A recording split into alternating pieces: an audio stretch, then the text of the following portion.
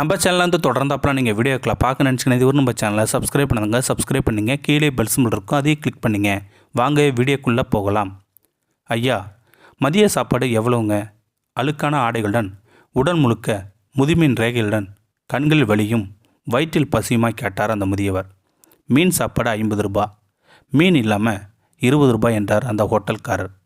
மதியம் பிஸியான நேரம் முடிந்து விட்டிருந்ததால் அதிக கூட்டமில்லை இந்த ஹோட்டலில்.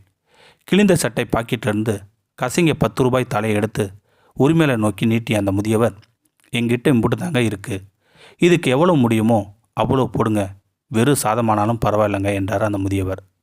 ரொம்ப பசிங்க, நேற்றுலேருந்தே எதுவும் சாப்பிடலங்க. முனங்களாய் அங்காளி போயுடன் அவர் வாயிலிருந்து சன்னமாய் வந்தது இந்த வார்த்தைகள். அவர் தொண்டை நடுங்குகிறது. முதுவீரை சாப்பாடு பெஞ்சில் அமரச் சொன்ன ஹோட்டல் உரிமையாளர் மீன் குழம்போடு அனைத்தையும் அவருக்கு பரிமாறினார். அவர் கண்களிலிருந்து கண்ணீர் மெலிதாக கசிந்தன. ஏன் அலறிங்க? அழாமல் அமைதியாக நல்லா சாப்பிடுங்க என்று சொன்னார் ஹோட்டல்காரர். முதியோர் கண்கள் இடது கையால் துடைத்துப்படி சொன்னார். என்னோட கடந்த கால வாழ்க்கையை நினச்சி அலறுங்க. எனக்கு 3 குழந்தைகள், 2 பசங்க, ஒரு பொண்ணு. 3 பேருமே நல்ல வேலையில் தான் இருக்காங்க.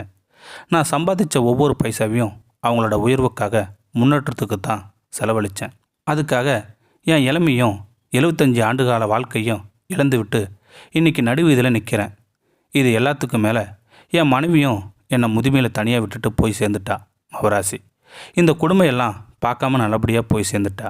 எனக்கு அப்புறம் அவங்க அடிச்சிக்க கூடாதுன்னு, பிரச்சனை வந்துடக்கூடாதுன்னு நினச்சி சொத்து பாக பெருவனையை செஞ்சு வச்சேன். அதுக்கப்புறம் தான் பிரச்சனையை பெருசாகிடுச்சு. என் மகன்களும் என் மகளும் என்னை தள்ளி வச்சு ஒதுக்க ஆரம்பித்தாங்க. நான் அவங்களுக்கு சுமையாக ஆயிட்டுறேங்கிறத மெல்ல மெல்ல தான் நான் உணர்ந்து ஆரம்பித்தேன். பெற்று வளர்த்த தகுப்புங்கிற ஸ்தானத்தை கூட வேண்டாம், குறைந்தபட்சம் என் வயசுக்காச்சும் என்னை மதிச்சிருக்கலாம். அவங்க எல்லாம் சாப்பிட்ட பிறகு தான் நான் சாப்பிடவே போவேன். இருந்தாலும் சாடமடைய என்னை திட்டுறதும் ஏசுறதும் நிற்காமல் நடந்தது அந்த வீட்டில். கண்வழி வழிந்த கண்ணீர் உணவில் கலந்து உப்பு சுவை இன்னும் கூடியிருக்கணும். கொஞ்சம் தண்ணீர் குடித்தார் அந்த முதியவர். பேர குழந்தைங்க கூட என்கிட்ட பேசுகிறதே இல்லைங்க. பார்த்தா அப்பா அம்மா அடிச்சிருவாங்கன்னு பயப்படுவாங்க. தன்னோட தங்கச்சி என்னை திருடி விட்டேன்னு அப்பட்டம்மா என் மேலே பழி சொல்லி திருடன்னு முத்திரை குத்துனாங்க. மகன் கொஞ்சம் கூட யோசிக்காமல் என்ன ஏதுன்னு கேட்காம என் மேலே கோபத்தை கொட்டி தீர்த்தான்.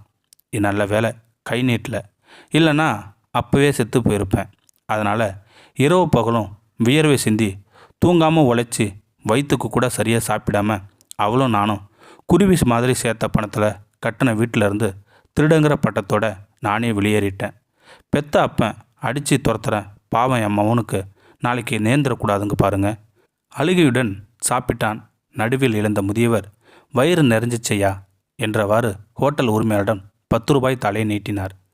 ஹோட்டல் ஓனர் கலங்கிய கண்களோடு, வேண்டாங்க, பையில் வையுங்க, இருக்கட்டும், நீங்கள் எப்போ வேண்டுமானாலும் இங்கே வரலாம், உங்கள் பசி தீர சாப்பிடலாம் என்றார் அந்த ஹோட்டல் உரிமையாளர். அந்த முதியவர் 10 ரூபாய் மேசை மீது வைத்துவிட்டு, உங்கள் உதவிக்கு மிக்க மகிழ்ச்சிங்கய்யா, என்ன செய்ய, சுயமரியாதையோடு வாழ்ந்து பழகிட்டேன், வரேங்க என்று சொல்லிவிட்டு ஒரு சிறு மூட்டையை சில துணிமணிகளாக இருக்கக்கூடும் தூக்கி கொண்டு மெல்ல நடந்து தெருமுனையில் மறைந்தார் அந்த முதியவர். அந்த ஹோட்டல்காரர் அந்த பெரியவர் மீது பரிதாபப்பட்டு, இப்படியும் இருக்காங்களே என்று வாழ்க்கையை நொந்து கொண்டார் அந்த ஹோட்டல் உரிமையாளர்.